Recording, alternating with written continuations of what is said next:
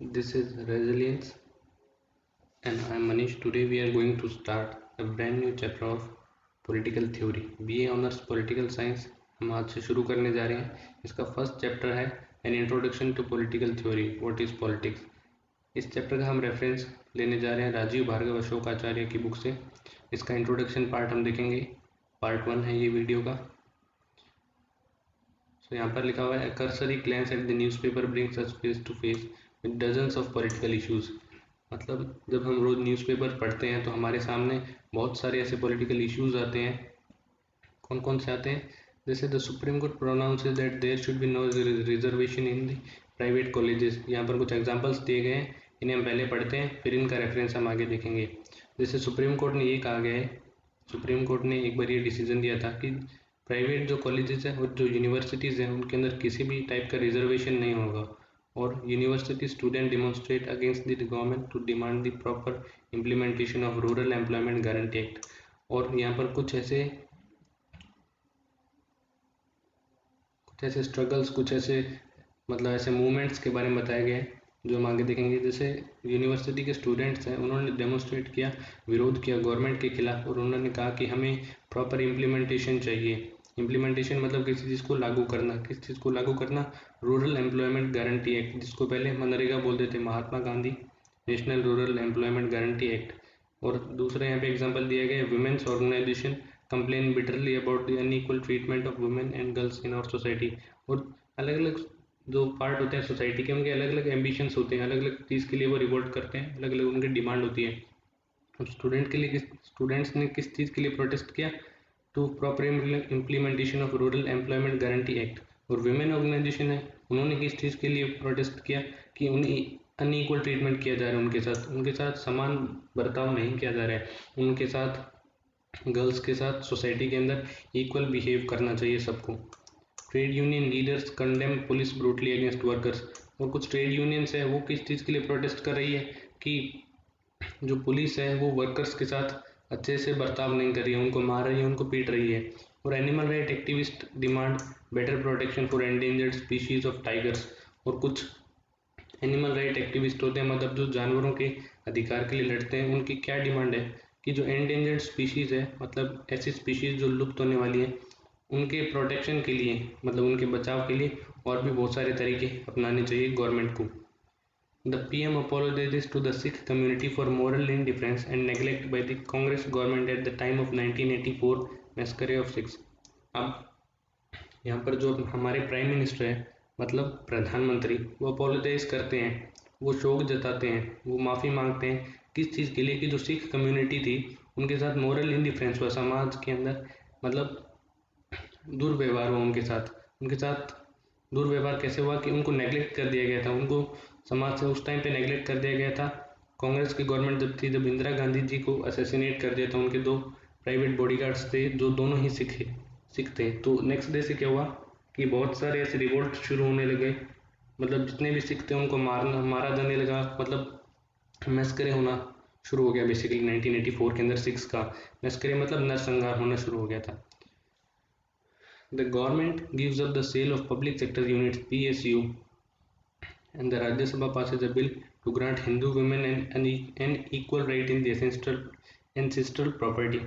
अब जो गवर्नमेंट है उन्होंने क्या किया कि गिव्स अप मतलब किसी चीज़ को छोड़ देना। उन्होंने मना कर दिया कि आज से जो पब्लिक सेक्टर यूनिट होंगे ना, उनकी सेल नहीं होगी, मतलब सरकारी चीज़ों की बिक्री नहीं होगी। और राज्यसभा ने एक बिल पास किया है जिससे कि हिंदू जो वुमेन है उनको इक्वल राइट मिल जाता है, समान अधिकार मिल जाता है उनकी एंसेस्ट्रल प्रॉपर्टी पे, मतलब उनके बाप दादा की जो ज़मीन है, जो प्रॉपर्टी है, वो उन्हें भी इक्वली मिलेगी जितनी कि उनके भाई को मिलती है। ठीक है, यहाँ तक समझ आ गया होगा। The CM of Gujarat insisted that Gujarati identity and pride is wounded by opponents of the Sardar Sarovar project.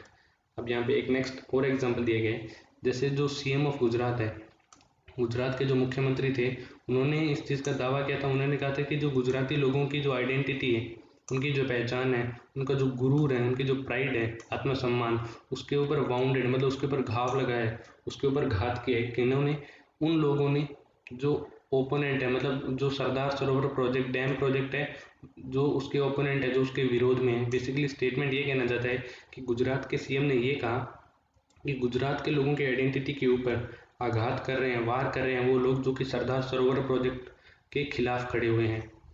So what in your opinion makes all these issues political.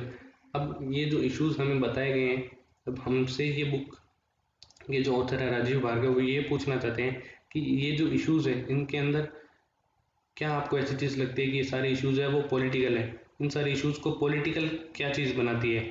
अब हम धीरे धीरे देखेंगे किसी चीज़ को पॉलिटिकल कैसे कहा जाता है। So do all these issues have some one thing in common and which defines them political. तो क्या इन सभी इश्यूज के अंदर एक ऐसी कोई चीज़ कॉमन है जो कि इसको पॉलिटिकल बनाती है। Consider the example that refer to reservation. तो यहाँ पर हम एक एग्जाम्पल लेंगे रिजर्वेशन का। रिजर्वेशन जैसे आपको पता होगा बहुत सारे गवर्नमेंट जॉब्स और स्कूल्स के अंदर रिजर्वेशन होता है, मतलब SC ST वुमेन्स के लिए सीट्स रिजर्व की जाती है। इसका हम यहाँ पे एग्जांपल लेंगे, जैसे रहेगा रूरल एम्प्लॉयमेंट गारंटी एक्ट। इसका बेसिकली मतलब क्या होता है कि गाँवों के अंदर, रूरल एरियाज के अंदर एम्प्लॉयमेंट मतलब रोजगार, मतलब हर किसी को रोजगार मिलेगा। गारंटी एक्ट, रोजगार की गारंटी मिलेगी कि हाँ तुम्हें रोजगार मिलेगा। द मैस्करी ऑफ सिक्स, अब यहाँ पे बहुत सारे एग्जाम्पल दिए गए। द मैस्करी ऑफ सिक्स, जैसे सिक्स का नरसंहार किया था उस टाइम पे। Equal rights to women in ancestral property, महिलाओं को अपनी जो पूर्वजों की जो प्रॉपर्टी है उसके ऊपर समांतर अधिकार मिलना चाहिए। And the sale of PSU, मतलब पब्लिक सेक्टर यूनिट की जो सेल है, उनकी जो बिक्री है, ये सब एग्जाम्पल। तो क्या इन सब एग्जाम्पल के अंदर कोई चीज़ कॉमन है? क्या इनके अंदर कोई चीज़ कॉमन है जो इन्हें पॉलिटिकल बनाती है? So all these refers to some institution of the state. ये क्या होता है, ये सब कहीं ना कहीं स्टेट एक इंस्टीट्यूशन से रिलेटेड है, जैसे the judiciary, the government, the legislature and the office of the prime minister. ये रिलेटेड है कहीं ना कहीं जुडिशरी से। जुडिशरी मतलब जो कोर्ट सिस्टम है इंडिया का, गवर्नमेंट से, सरकार से, लेजिस्लेचर से मतलब पार्लियामेंट से, लॉ मेकिंग बॉडी से, and the office of prime minister, प्रधानमंत्री से भी। They also refers to the decision making power of these institution. अब यहाँ पर ये कहा गया है कि ये इफेक्ट करती है कहीं ना कहीं, जो डिसीजन मेकिंग पावर होती है पार्लियामेंट की, इंस्टीट्यूशंस की, वो किस तरीके से निर्णय बनाएंगे। अगर वो कोई गलत निर्णय बना लेंगे, मतलब कोई गलत लॉ बना देंगे, तो सोसाइटी के डिफरेंट डिफरेंट सेक्शन जिनसे, मतलब जिनको उस लॉ से दिक्कत होगी, वो क्या करेंगे, वो प्रोटेस्ट करेंगे।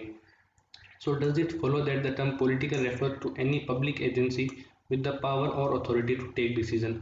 तो यहाँ पर ऑथर हमसे ये पूछ रहे हैं कि क्या जो टर्म पॉलिटिकल है वो रेफर्स, मतलब वो हमें ये संकेत देती है, क्या वो यह कहना चाहती है कि जो जितनी भी पब्लिक एजेंसी है, सिर्फ और सिर्फ पब्लिक एजेंसी जिनके पास पावर है, ताकत है, जिनके पास अथॉरिटी है कि वो डिसीजंस लें, मतलब वो निर्णय लें, तो क्या उसी को हम पॉलिटिकल कहेंगे, है ना। तो अब हम आगे देखेंगे notice 2 that all these decisions possess the potential to have an impact on almost every member of the society। और ऐसे जो डिसीजंस होते हैं जो गवर्नमेंट लेती है, वो बहुत बार ऐसा होता है कि ऑलमोस्ट सोसाइटी के हर एक मेंबर को अफेक्ट करती है। जैसे कोई भी लॉ बना, तो अगर वो इफेक्ट करे फार्मर्स को, तो अगर मान लो फार्मर्स ने क्या किया, अपने जो, मतलब जो, अगर उन्हें कोई भी चीज़ महंगी मिल रही है किसी लॉ की वजह से, मतलब अगर पेट्रोल महंगा है तो उनके जो ट्रैक्टर होगा वो ज़्यादा तेल खाएगा, ज़्यादा पैसे लगेंगे, तो अपनी जो फसल होगी उसके वो रेट बढ़ाएंगे, फसल के रेट बढ़ाएंगे, तो वो क्या करेंगे कि जो मार्केट में जो चीज़ होगी उसका रेट बढ़ेगा, फिर ट्रांसपोर्ट का भी रेट बढ़ेगा। तो कहीं ना कहीं हर एक सोसाइटी का उससे इम्पैक्ट हो रहा है। Even when a particular decisions appear to target specific group, अगर कोई पार्टिकुलर डिसीजन हमें ऐसा लगता है कि नहीं ये तो किसी स्पेसिफिक ग्रुप के लिए बनाए गए, तब भी it relates to an and has an impact on other groups, तब भी उसका उसका रिलेशन होता है सोसाइटी के दूसरे ग्रुप से भी, दूसरे ग्रुप्स पर भी उस जो डिसीजन है उसका इम्पैक्ट पड़ता है। जैसे अगर रिजर्वेशन है तो बनाया किस लिए गया है, रिजर्वेशन दिया किसको गया है, सिर्फ SC ST को। लेकिन जो दूसरे ग्रुप्स हैं, मतलब अगर कोई जनरल है, कोई OBC है, तो उनकी जो सीटें हैं उनके ऊपर भी प्रभाव पड़ रहा है, मतलब उनकी सीटें कम हो रही है। अगर उनको रिजर्वेशन नहीं है लेकिन फिर भी उनकी सीटें कम हो रही है, तो उनके ऊपर भी इफेक्ट पड़ गया। मतलब अगर कोई डिसीजन किसी स्पेसिफिक ग्रुप के लिए भी बनाया गया है तो भी उसका इफेक्ट पड़ता है सोसाइटी के दूसरे ग्रुप्स पे, पार्ट पे। And does the term political then refer to the common power to take decision about the common life of society. अब यहाँ पे तीसरी बार फिर सवाल किया गया है, तो क्या टर्म मतलब जो शब्द, तो क्या जो शब्द पॉलिटिकल है वो हमें रेफर करता है कि ये common power to take decision about the common life in a society. तो क्या पॉलिटिकल का मतलब ये होता है कि हमारे पास एक कॉमन पावर होगी, हमारे पास ताकत होगी कि हम सोसाइटी के लिए, उनकी कॉमन लाइफ के लिए हम डिसीजंस लें, निर्णय लें। तो क्या इसे पॉलिटिकल कहते हैं? It would be a mistake mistake to confine this term only to this common power of state institution। अगर हम ऐसा समझते हैं ना कि सिर्फ इसी को पॉलिटिकल कहते हैं, तो हम ये बहुत बड़ी गलती कर रहे हैं। हम एक मिस्टेक कमिट कर रहे हैं कि अगर हम सिर्फ इसको common power of state institution, अगर हम सिर्फ स्टेट इंस्टीट्यूशन की जो सरकार की जो पावर है, अगर हम सिर्फ उसी को पॉलिटिक्स समझ रहे हैं तो हम गलती कर रहे हैं, मतलब ऐसा नहीं है। Consider once again the example of women organisation protesting against the exclusion of unequal treatment of women. दोबारा से हम इस एग्जाम्पल को उठाकर देखेंगे। जैसे जो वुमेन ऑर्गेनाइजेशन थी, महिलाओं का जो संगठन था, उन्होंने प्रोटेस्ट किया था। प्रोटेस्ट मतलब उन्होंने आवाज़ उठाई थी किस चीज़ के खिलाफ, कि उनके साथ अनइक्वल ट्रीटमेंट हो रहा है, उनके साथ समान बर्ताव नहीं किया जा रहा है। On the understanding of political arrived thus for the action of a group of women is not political. अब जितना भी हमने पॉलिटिकल समझा है कि पॉलिटिकल तो स्टेट पावर से रिलेटेड होता है, तो क्या ये जो वुमेन है, ये जो प्रोटेस्ट कर रही है, ये पॉलिटिकल होगा या नहीं होगा? और अगर होगा तो कैसे? Why so? Because women organisations are clearly not part of the state. Women की जो ऑर्गेनाइजेशन है वो सरकार ने तो बनाई नहीं है। वो जो प्रोटेस्ट कर रही हैं, क्या वो पॉलिटिकल है? But surely on any initiative understanding of a political act such as protest by a women group is political. पर अगर वो जो प्रोटेस्ट करी है वो पॉलिटिकल है, वो कैसे होगा? So this must compel us to change और broaden our understanding of the term political. अगर ऐसा है तो हमें हमारी जो टर्म पॉलिटिकल होगी, हमने जिसको सिर्फ इतना ही समझा था सबसे पहले कि वो सिर्फ स्टेट से रिलेटेड होती है, अगर ऐसा नहीं है, अगर ये जो वुमेन का ग्रुप है ये भी पॉलिटिकल से रिलेटेड है, तो हमें हमारी जो पॉलिटिकल की डेफिनेशन है वो और ज़्यादा ब्रॉड हो गई है। अब ये जो वुमेन की जो प्रोटेस्ट है ये कैसे रिलेटेड है सरकार से? अब ये कहीं ना कहीं इफेक्ट करेगी गवर्नमेंट को। अगली बार जब ये वोट देंगे तो जिन्होंने इनकी बात नहीं मानी थी, उनको ये वोट नहीं देंगे, है ना? तो सोसाइटी के अंदर हो सकता है कि अगर ये सरकार इनकी बात मान ले तो सरकार की अच्छी छवि होगी, है ना? तो अगली बार इनको वोट मिलेगा। तो कहीं ना कहीं ये सरकार को भी इफेक्ट कर रहा है, पॉलिटी को, कंट्री की पॉलिटी को भी इफेक्ट कर रहा है। And this protest is political not merely because it is a collective act by a group against some continuing social practice or an earlier decision treatment of women। अब ये जो protest है ये सिर्फ इसी वजह से पॉलिटिकल नहीं है क्योंकि ये कलेक्टिव एक्ट है। कलेक्टिव एक्ट मतलब बहुत सारे लोगों ने मिलकर कोई एक्ट लिया हो, किसी ग्रुप ने किसी चीज़ के खिलाफ, कि कोई सोशल प्रैक्टिस समाज के अंदर कुछ ऐसा चल रहा है जिसके खिलाफ हमने इस एक ग्रुप ने कलेक्टिव एक्ट किया हो, हमने एक्ट किया हो कि एक अर्लियर डिसीजन, इससे पहले कोई भी निर्णय लिया गया हो गवर्नमेंट की तरफ से, और because the very object of this protest namely the unequal treatment of women. और यहाँ पर वो ऑब्जेक्ट ऑफ प्रोटेस्ट क्या है कि वुमेन के साथ अनइक्वल ट्रीटमेंट हो रहा है। And women is part of what we understand by the term political. And why is this so? तो ऐसा क्यों है? Because to treat women unequally is to exercise power over them. तो अगर हम वुमेन के साथ अनइक्वल ट्रीटमेंट कर रहे हैं, हम उनके साथ समान बर्ताव नहीं कर रहे हैं, मतलब हम उनके ऊपर अपनी पावर दिखा रहे हैं, है ना? हमारे पास पावर है उनके साथ बर्ताव करने की, तो कहीं ना कहीं पावर का एक्सरसाइज हो रहा है। तो ये भी टर्म पॉलिटिकल के अंदर ही आएगा ये। So men make women do things which left to themselves and they men not do. अब जो सोसाइटी के अंदर बहुत सारे ऐसे मर्द होते हैं जो औरतों को बताते हैं कि यही काम तुम्हारे हैं, जैसे खाना बनाना, ये बनाना। कुछ लोगों की ऐसी मानसिकता होती है कि यही काम तुम्हारे हैं और ये काम मतलब बाहर जाना, पढ़ना, कमाना, ये सब काम तुम्हारे नहीं है। This work you may not do. This exercise of power is also a part of what we mean by political. अब जो पावर की जो एक्सरसाइज हो रही है, एक्सरसाइज मतलब किसी चीज़ को वर्क में लाना। अब जो यहाँ पे पावर का जो यूज़ हो रहा है और इसी को पावर के यूज़ को हम यहाँ पे पॉलिटिकल समझते हैं। I hope this is clear. जैसे हम आगे देखते हैं, closure look at most of the example point two another feature of the political. अब हम इसका पॉलिटिकल वर्ड का एक क्लोजर लुक लेंगे। अभी हम यहाँ पे इस चैप्टर का इंट्रोडक्शन पार्ट कर रहे हैं, इसके आगे हम human as a concept peering इस चैप्टर को धीरे धीरे आगे बढ़ाएंगे। ये जो हम चीज़ें पढ़ रहे हैं ये यूजलेस नहीं है, ये हमारे बहुत काम आएगी। तो वीडियो को थोड़ा अभी यहाँ से बेस बनाने की कोशिश कीजिए, तभी आपको आगे समझ आएगी, वरना ये चैप्टर बहुत कॉम्प्लिकेटेड लगेगा। So the political is that domain or dimension of our collective life where we fight for our interest and make claims। अब पॉलिटिकल का मतलब क्या होता है? एक ऐसा डायमेंशन की है, एक कलेक्टिव लाइफ, लोगों की सबकी मिलाकर, मतलब कुछ बहुत लोगों से रिलेटेड, कलेक्टिव, बहुत लोग मिलकर जो काम करते हैं उसे बोलते हैं कलेक्टिव लाइफ। कलेक्टिव, तो वो जो कलेक्टिव लाइफ है वहाँ हम फाइट करेंगे, वहाँ हम लड़ेंगे अपने इंटरेस्ट के लिए, हमारे फ़ायदे के लिए, और हम क्लेम करेंगे। क्लेम मतलब किसी चीज़ के ऊपर दावा करेंगे, हम क्लेम करेंगे एक दूसरे पर, on each other, where important and urgent issues are contested, जहाँ पर इंपॉर्टेंट और अर्जेंट इश्यूज मतलब जो बहुत ज़रूरी मुद्दे होंगे उनके ऊपर बात की जाएगी।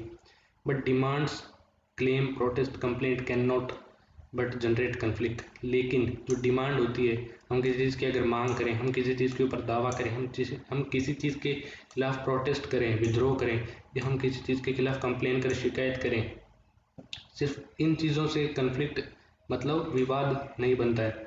अगर हम ये सब चीज़ें करें तो इनसे कन्फ्लिक्ट नहीं होता है। कन्फ्लिक्ट क्यों होता है वो हम आगे देखेंगे। The political it appears is inherently conflictual, जो पॉलिटिकल वर्ल्ड है, सोसाइटी है, वो इनहेरेंटली कन्फ्लिक्चुअल है। इनहेरेंटली मतलब जो हमें पूर्वजों से मिली, तो सोसाइटी इनहेरेंटली बहुत पहले से कन्फ्लिक्चुअल है। कन्फ्लिक्ट होते हैं सोसाइटी के अंदर, विवाद होते हैं, वो क्यों होते हैं। Finally we might look at the political in a still different sense. अब फाइनली हम आखिर में क्या करेंगे, अब हम पॉलिटिकल को एक डिफरेंट सेंस से हम समझने की कोशिश कर रहे हैं। Implicit is in almost every example is a vision of a future world. हमें फ्यूचर वर्ल्ड, जो हम एक ऐसा एग्जाम्पल देखेंगे कि हमारा जो फ्यूचर वर्ल्ड है, आगे आने वाले टाइम में हमें कैसी ज़िंदगी चाहिए। तो पॉलिटिकल जो फिलोसफर्स होते हैं वो क्या चाहते हैं कि हम सभी इक्वल रहें, वी ऑल आर इक्वल। ऐसी ज़िंदगी हम जीना चाहते हैं जहाँ हम सब के साथ एक समान बर्ताव किया जाए, and where even animals are treated with some respect.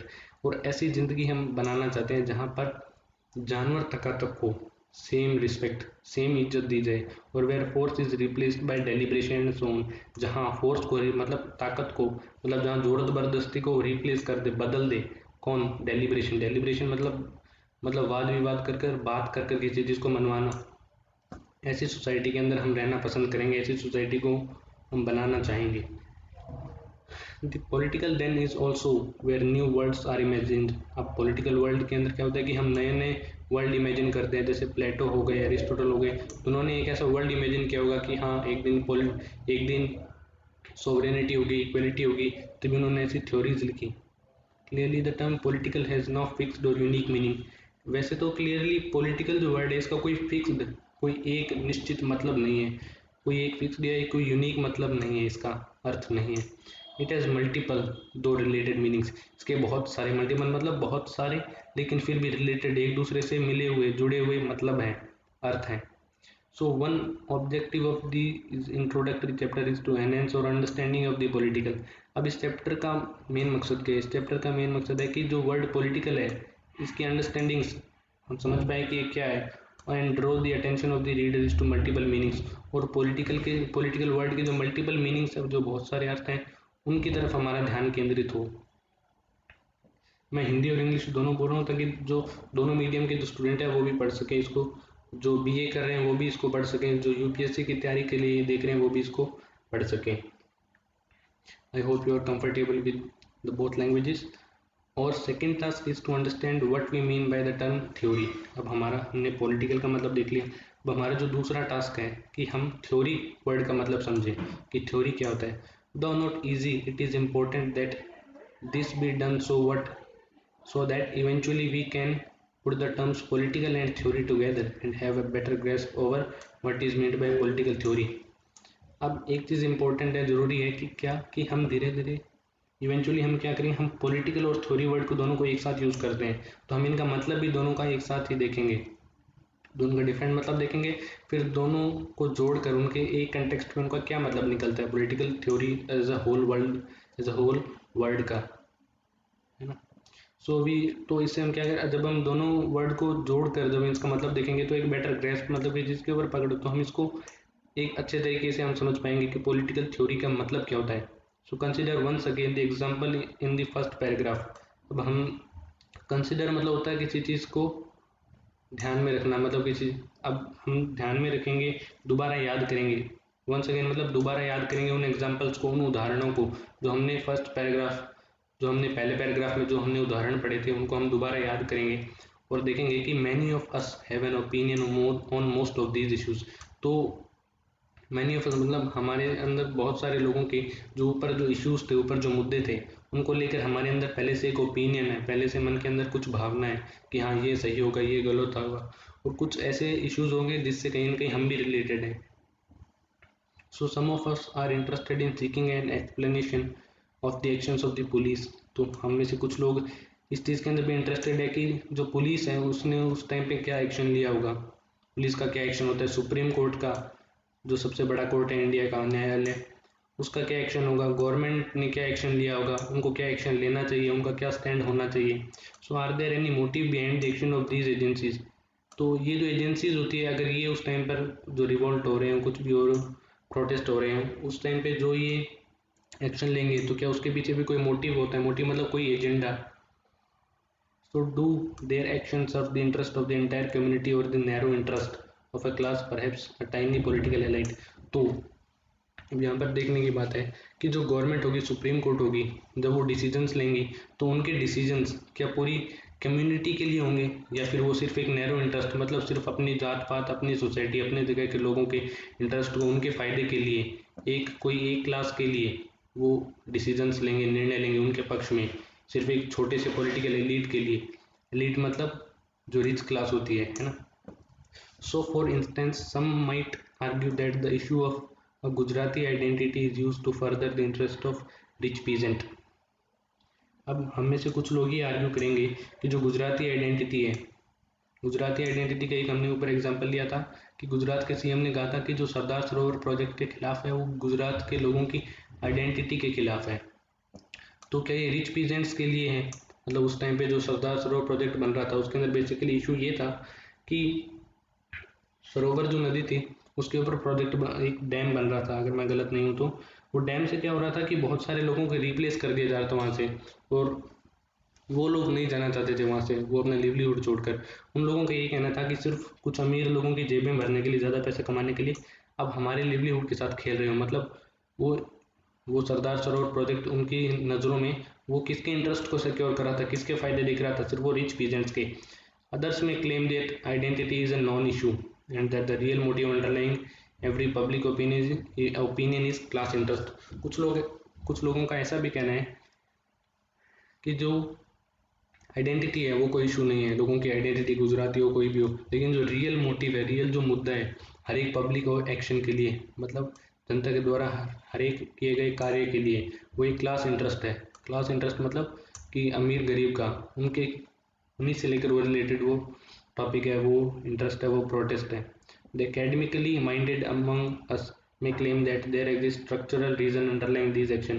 अब कुछ में से हम में से जो कुछ लोग अकेडमिकली माइंडेड है, पढ़े लिखे जो लोग हैं, वो ये क्लेम करेंगे, वो ये दावा करेंगे कि यहाँ पे स्ट्रक्चरल रीजन है इसके पीछे, कि सोसाइटी का स्ट्रक्चर कैसा है, इस सोसाइटी के पूरे स्ट्रक्चर को ही चेंज कर दिया जाए। For example, the slow implementation of REGA might be due to the systematic institutional biases hidden from the consciousness of power builders. अब यहाँ पे एक एग्जाम्पल दिया, उदाहरण दिया है कि जो रेगा है, रूरल एम्प्लॉयमेंट गारंटी एक्ट, रोजगार देने का जो एक्ट है, उसका जो इम्प्लीमेंटेशन है वो स्लो हुआ है, वो सही तरीके से नहीं हुआ है। वो क्यों नहीं हुआ है? क्योंकि बायसेस, सिस्टमेटिक मतलब सिस्टम के अंदर बायस्ड लोग हैं कुछ, जो सिर्फ जो सरकार की नज़रों में, पावर देने वालों की नज़रों में वो छिपे हुए हैं, और वो मतलब सिर्फ बायस्ड लोग हैं, वो सबके लिए इक्वल नहीं सोचते हैं, वो सिर्फ अपने लोगों के लिए अच्छा सोचते हैं, उनको रोजगार दिला देते हैं और बाकियों को नहीं दिलाते हैं, इसीलिए जो रह गया है उसका इम्प्लीमेंटेशन स्लो हुआ है। वीडियो आपने यहाँ तक देखी है तो मैं आपको कहना चाहूँगा कि चैनल को सब्सक्राइब कर दीजिए ताकि आगे आने वाली वीडियो के बारे में आप जान सकें। और अगर आपको वीडियो अच्छी लगी, कुछ भी समझ आया, तो आप लाइक भी कर सकते हैं और अपने दोस्तों के साथ शेयर कर सकते हैं। ये वीडियो का फर्स्ट पार्ट है, सेकंड पार्ट जल्दी आएगा, उसका लिंक आपको डिस्क्रिप्शन बॉक्स में मिल जाएगा या फिर चैनल की प्लेलिस्ट में। इस चैप्टर को हम आगे बढ़ाते हैं। Is this political theory, is doing political theory the same then as explaining an act. तो क्या किसी एक्ट को समझाना और पॉलिटिकल थ्योरी को समझना दोनों एक ही चीज़ है? प्रैक्टिस, इवेंट और प्रोसेस, किसी एक्ट को, किसी प्रैक्टिस को, किसी काम को, किसी इवेंट को, किसी समारोह को, या फिर किसी प्रोसेस को, प्रोसेस मतलब अगर कोई चीज़ चल रही है उसको समझना और पॉलिटिकल थ्योरी को समझना सेम चीज़ है। This does not appear to be so. हमें ऐसा नहीं लगता है, अपीयर मतलब हमें ऐसा नहीं लगता है, कोई चीज़ कैसी दिखती है, this does not appear to be so. क्यों नहीं लगता है? Although explaining is a part of political theory, किसी चीज़ को एक्सप्लेन करना हालांकि पॉलिटिकल थ्योरी का पार्ट है, लेकिन surely it is not the whole of it. पर पूरी पॉलिटिकल थ्योरी का मतलब यही नहीं होता है कि हम किसी चीज़ को एक्सप्लेन कर रहे हैं। And this for two reasons. First, because an explanatory statement does not on its own constitute a theory. इसके लिए दो रीज़न है। पहला रीज़न ये है कि कोई भी एक्सप्लेनेटरी स्टेटमेंट किसी स्टेटमेंट होता है कोई भी सेंटेंस, और एक्सप्लेनेटरी किसी चीज़ को समझाने के लिए हम कोई भी स्टेटमेंट लेते हैं तो वो अपने आप में कोई थ्योरी नहीं कहलाता है। If I say that I fell down because I stumbled unknowingly upon a stone. अब जैसे मैं यहाँ पे एक सेंटेंस लेता हूँ कि अगर मैं ये कहूँ कि मैं नीचे गिर गया, आई फेल डाउन मतलब मैं नीचे गिर गया, by stumbled unknowingly upon stone मतलब एक पत्थर को मैंने देखा नहीं था कि वहाँ पे पत्थर है, मैं उससे टकराया, लड़खड़ाया और मैं नीचे गिर गया। I have offered an explanation of why I fell down, तो मैंने इस चीज़ का तो एक्सप्लेनेशन दे दिया कि मैं क्यों गिरा, but have I offered a theory of what was happen, तो क्या मैंने इसकी थ्योरी दी कि क्या हुआ। और if I said the US has invaded Iraq in order to have easy access to oil, तो अगर मैं ऐसा कहूँ जो यूएसए है मतलब जो अमेरिका है, इन्वेडेड मतलब कि जिसके ऊपर आक्रमण करना, उसने यूएसए ने इराक के ऊपर आक्रमण किया, इन्वेड किया, क्यों किया, ताकि इराक के जो ऑयल रिसोर्सेज है उसका ईजी एक्सेस मिल सके उसको। एक्सेस मतलब किसी चीज़ की परमिशन, किसी चीज़ को हम किसी चीज़ तक पहुंच सकें, उसका ईजी एक्सेस मिल सके उसको, मतलब बेसिकली यूएस ने इराक के ऊपर उसके ऑयल फील्ड्स को कब्जा करने के लिए इन्वेजन किया था। So I would have offered some explanation of why the US government acted the way it did, तो मैंने ये तो एक्सप्लेन कर दिया कि यूएस ने इराक के ऊपर इन्वेजन क्यों किया, ये तो मैंने कह दिया। But is this the same articulating a theory of it, तो क्या इसी को हम थ्योरी बोल देंगे कि हाँ मैंने थ्योरी दे दी? नो नहीं। वाई सो, आप पूछेंगे ऐसा क्यों नहीं। सेकंड, दूसरा रीज़न यहाँ पे दे रहा है कि second of the explaining may be a part of theorising, किसी चीज़ को एक्सप्लेन करना हो सकता है कि हम उसकी थ्योरी दे रहे हैं, हम उसको थ्योराइज कर रहे हैं, but it is not the whole of it. यहाँ पे फिर राइटर बोल रहा है कि मतलब किसी चीज़ को एक्सप्लेन करना थ्योरी हो सकता है, लेकिन सिर्फ थ्योरी का मतलब सिर्फ एक्सप्लेन करना नहीं होता है। There are many other function of the theory, theory के कुछ और भी फंक्शंस हैं। फंक्शन मतलब कोई चीज़ कैसे काम करती है, जैसे जैसे स्पीकर का फंक्शन होता है गाने बजाना, स्पीकर मतलब जो एम्पलीफायर होते हैं, माइक का फंक्शन होता है साउंड को रिसीव करना, वैसे थ्योरी का फंक्शन किसी चीज़ को एक्सप्लेन करना तो होता है, लेकिन और भी बहुत सारे उसके फंक्शंस होते हैं। फॉर एग्जांपल अब आप कहेंगे कौन कौन से, तो एग्जांपल के लिए theories offer justification of actions. अब थ्योरीज क्या करते हैं कि हमने जो एक्शन किए, हमने कोई भी काम किया है, उस काम को भी वो जस्टिफाई करते हैं कि वो काम क्यों हुआ है। थ्योरीज ऑफर जस्टिफिकेशन, जस्टिफिकेशन का मतलब होता है किसी चीज़ के पीछे का रीज़न देना, जस्टिफाई करना कि मैंने ये क्यों किया। तो कुछ ऐसे काम जो हम करते हैं उनके पीछे का रीज़न देना कि हम उनको जस्टिफाई करें कि हमने क्यों किया। तो take the example of the first paragraph again. First paragraph में मैंने आपको कहा था कि एग्जांपल यूजलेस नहीं है, ये हमें आगे भी काम आएंगे। और अगर आपको मेरे बोलने की स्पीड से थोड़ा फास्ट लग रहा है तो आप प्लेबैक स्पीड भी कम कर सकते हैं। And if you are okay with it you can continue. Take the example of the first paragraph again. अब फर्स्ट पैराग्राफ में हमने जो एग्जांपल्स देखे थे हम उनको दोबारा याद रखेंगे, दोबारा याद करेंगे और हम आगे इसको पढ़ेंगे। Some of us might silently condemn equal rights to women in ancestral property और जस्टिफाई पुलिस ब्रूटलिटी। तो कुछ लोग यहाँ पर ऐसे भी हो सकते हैं जो डिसएग्री करें कि वुमेन के साथ इक्वल राइट्स नहीं करना चाहिए, वुमेन को समान अधिकार, औरतों को समान अधिकार नहीं देना चाहिए प्रॉपर्टी के अंदर, मतलब एंसेस्ट्रल प्रॉपर्टी के अंदर। और कुछ लोग ऐसा भी कहेंगे कि पुलिस ने जो ब्रूटिलिटी की, मतलब जो पुलिस कर्मी है उन्होंने जो वर्कर्स के साथ जो दुर्व्यवहार किया वो भी उन्होंने बिल्कुल सही किया। कुछ लोग उस चीज़ को जस्टिफाई कर सकते हैं बट अदर में डिसएग्री, लेकिन कुछ लोग उसे डिसएग्री हो सकते हैं, उस बात से डिसएग्री, उसको नहीं मान सकते, वो उसके खिलाफ हो सकते हैं। They might denounce police action as violative of the most basic human rights और रिजॉइस। और कुछ लोग ऐसे भी हो सकते हैं कि जो पुलिस ने जो एक्शन किया, मतलब पुलिस ने जो वायलेशन किया, पुलिस ने जो हिंसा की, वो ये कह सकते हैं कि जो इंसान की जो बेसिक राइट्स है, जो उसके हर एक इंसान के पास खुद के जो समान अधिकार है, उसकी जो इक्वलिटी सोसाइटी के अंदर, उसके खिलाफ पुलिस ने आघात किए, पुलिस उसके खिलाफ गई है। And covers an important gender issue that it has तो बीन नेग्लेक्टेड। और एक इम्पोर्टेंट जेंडर मतलब मेल फीमेल जो इशू होता है, इस इशू को भी उन्होंने ट्रिगर किया है, पुलिस ने, उन्होंने नेग्लेक्ट किए, मतलब वर्कर्स के ऊपर हाथ उठाना, मतलब सोसाइटी के अंदर अनइक्वली ट्रीट करना, उनके जो बेसिक राइट्स हैं उनको छीनना। Basically these justificatory statements do not constitute theory but they may be crucial component। अब ये जो जस्टिफिकेटरी स्टेटमेंट्स होते हैं ना, किसी चीज़ को जस्टिफाई करना, ये भी थ्योरी नहीं होते हैं। सिर्फ इतना ही थ्योरी के अंदर नहीं होता, थ्योरी के अंदर और भी बहुत सारे क्रूशियल मतलब जरूरी कंपोनेंट आते हैं। कौन कौन से आते हैं? Moreover in denouncing a police action, we are necessarily evaluating it negatively. अगर हम जो पुलिस ने जो एक्शन किया, हाँ, अगर हम उसको डिनाउंस कर रहे हैं, मतलब हम उस जो एक्शन है हम उसको ठुकरा दे रहे हैं कि हाँ पुलिस ने तो गलत ही किया, हम सिर्फ उसको नेगेटिव वे में ले रहे हैं, हम उसका जस्टिफिकेशन प्री सपोज इवेल्युएशन, अगर हम पहले से सोच के चल रहे हैं कि पुलिस ने तो गलत किया, पहले से दिमाग में बात लेके चल रहे हैं, तो हमें वो बात गलत ही लगेगी। But behind these evaluative judgement are deeper issues, पर ये जो इवेल्युएटिव जजमेंट होते हैं ना, इनके बीच बहुत गहरे मुद्दे छिपे होते हैं। आज की वीडियो ये बहुत काफ़ी लंबी हो गई, हाफ एन आवर की वीडियो हो गई है। वीडियो के साथ बने रहें, वीडियो को लाइक करें, और इसी चैप्टर का नेक्स्ट पार्ट बहुत जल्द आ रहा है। नेक्स्ट पार्ट के लिए आप चैनल पर विजिट कर सकते हैं। 30 मिनट की वीडियो हो गई है। Thank you. आज के लिए इतना।